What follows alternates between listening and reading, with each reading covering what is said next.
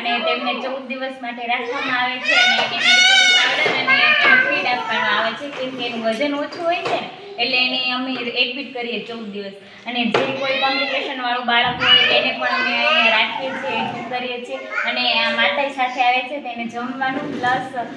માતાનું પણ અહીં જમવાનું બનાવવાનું હોય છે અને બાળકને અહીંથી ફીડ આપવાનું આવે એ પ્રમાણે વજન પ્રમાણે અને એને 14 દિવસ અમે રાખીએ છીએ અને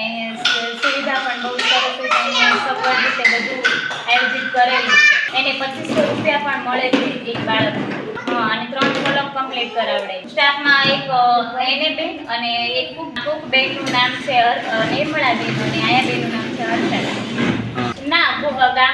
લીંબડી તાલુકાના પટ્ટા જિલ્લા ગામડા છે તે બધા કુપોષિત બાળકો જે છે ને એ લોકોને બધાને એને અમે આવીએ એટલે વજન કરે આવીએ પછી એની એમઓ છે એને